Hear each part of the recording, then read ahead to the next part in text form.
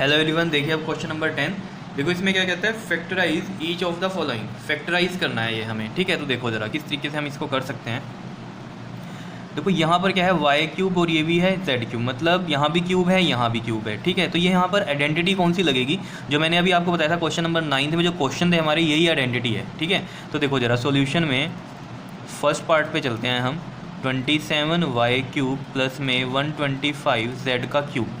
तो हमें देखने से पता चल रहा है कि यूज़ आइडेंटिटी कौन सी यूज़ होने वाली है यहाँ पर। ये हमारे पास एक्स क्यूब प्लस में वाई क्यूब इक्वल टू होता है ये हमारे पास एक्स प्लस में वाई, और ये होता है आपके पास एक्स स्क्वायर माइनस में एक्स वाई प्लस में वाई स्क्वायर। कितनी बात क्लियर है।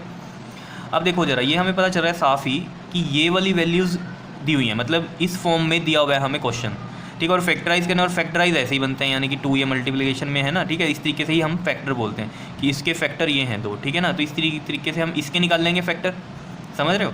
तो देखो ज़रा, सबसे पहले हम इसको देखते हैं कि यहाँ पर x की क्या वैल्यू रही होगी कि ये आपके पास क्यूब करके 27 बना होगा, ठीक है।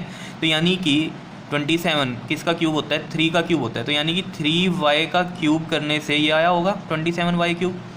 और ऐसे ही y यहाँ पर कितना होगा, 5z होगा, क्योंकि 5 का क्यूब 125 होता है। तो 5z का क्यूब करने से ये आया होगा। क्या इतनी बात क्लियर है या नहीं है, बताओ। समझ रहे हो ये चीज़, ठीक है। तो अब यहाँ पर हमें पता चल गया x है हमारे पास क्या 3y, और जो y है हमारा वो कितना है 5z है। क्लियर। तो यहाँ पर देखो ज़रा, अब ये बन जाएगा आपके पास इसका आंसर x प्लस वाई, मतलब ये कितना बन जाएगा, x है 3y और y है 5z। और यहाँ पर देखो x स्क्वायर यानी कि 3y का स्क्वायर है, और माइनस x है 3y और y है हमारे पास 5z, और y का स्क्वायर मतलब ये 5z का स्क्वायर बन गया यहाँ पर। क्या इतनी बात क्लियर है, ठीक है। अब देखो ज़रा, यहाँ पर 3y प्लस में 5z तो है ही यहाँ पर ये, और 3y का स्क्वायर कितना होता है हमारे पास, 9y स्क्वायर होता है, और 3 5 ज़ा 15, ये yz बन जाएगा, और प्लस में 5 5 ज़ा 25z का स्क्वायर बन जाएगा। क्या इतनी बात क्लियर है या नहीं है, बताओ। समझ में आ रहा है किस तरीके से किया है ये हमने क्वेश्चन, ठीक है। आ रही है बातें समझ में।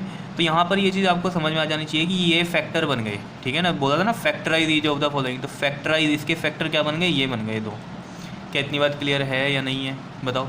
आ रही हैं चीज़ें समझ में, ठीक है। तो बहुत ही सिंपल है, ठीक। तो बस ये याद रखनी है, ये आइडेंटिटी आपको भूलनी नहीं है, याद रखनी है ये वाली भी, ठीक है। इसमें कन्फ्यूज़न कहाँ हो जाती है बच्चों को, एक होती है ना बस एक्स प्लस वाई का होल क्यूब वाली में, ठीक है, वहाँ पर तो वो देखना आप, उसमें होल क्यूब होता है। यहाँ पर देखो इसका भी क्यूब है इसका भी क्यूब है, तो ये वाली आइडेंटिटी लगेगी x cube plus y cube की। ये होती है एक्स प्लस वाई का होल क्यूब। याद है क्या थी वो, एक्स क्यूब में प्लस में वाई क्यूब प्लस में 3xy फिर ब्रैकेट में x प्लस वाई, 3xy फिर ब्रैकेट में x प्लस वाई चलता था, ठीक है। तो ये आइडेंटिटी अलग है, ये वाली अलग चलेंगी इनमें, ठीक है। तो सेकंड पार्ट देख लो इसका, ये है 64m क्यूब माइनस में 343n क्यूब।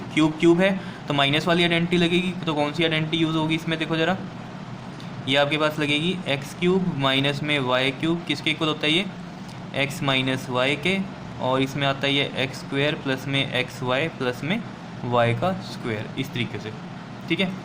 तो देखो ज़रा, अब ये नंबर देखो ज़रा यहाँ पर इस फॉर्म में है, ठीक है। लेकिन यहाँ पर x की क्या रही होगी वैल्यू कि 64m क्यूब बन गया है ये, ठीक है। तो इस तरीके से हम कैसे लिख सकते हैं इसमें, देखो 64 किसका क्यूब होता है, 4 का होता है। तो यहाँ लिख सकता हूँ मैं 4m का क्यूब रहा होगा ये, माइनस में ये किसका क्यूब है 343 7 का, तो ये 7n का क्यूब रहेगा, इस तरीके से आ जाएगा।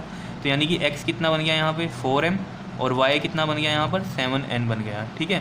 तो यहाँ रखते हैं वैल्यूज़ को, 4m माइनस में 7n, x का स्क्वायर यानी कि 4m का स्क्वायर हो गया, प्लस में 4m इंटू में 7n एंड प्लस में y स्क्वायर यानी कि ये 7n का स्क्वायर हो गया। क्या इतनी बात क्लियर है। तो यहाँ से आ जाएगा 4m माइनस में 7n, और 4 4 ये हो गया 16m स्क्वायर, प्लस में 7 4 28mn, प्लस में 7 7 49n स्क्वायर। तो ये फैक्टर बन गए इसके हमारे पास, ठीक है। क्लियर है, तो ये इसका आंसर आ गया, ठीक है। तो ये याद रखना है, ये वाली आइडेंटिटी यूज़ हो रही है, ठीक है। माइनस वाली क्या आइडेंटिटी होती है, यहाँ पर सारे ये प्लस में हो जाते हैं, और प्लस वाली में क्या होता है, एक माइनस का होता है ये एक्स वाई। तो ये चीज़ें कन्फ्यूज़ करती हैं कई बार, तो इसको जितनी बार प्रैक्टिस करोगे तो ये आपको याद रहेंगी। क्लियर है, नहीं तो आपको ऐसा लगेगा ना कि माइनस वाली में तो माइनस होते हैं, ठीक है। लेकिन यहाँ पर याद रखना, माइनस वाली में यहाँ सारे प्लस हैं, और प्लस वाली में यहाँ बीच में माइनस का एक्स वाई आता है, ठीक है जी। कर लोगे ये क्वेश्चन, ईजी था वैसे तो, ठीक है। तो आइडेंटिटियों को क्या करो फिर, लर्न करो और क्वेश्चन करते चले जाओ, ठीक है। ओके जी, थैंक यू।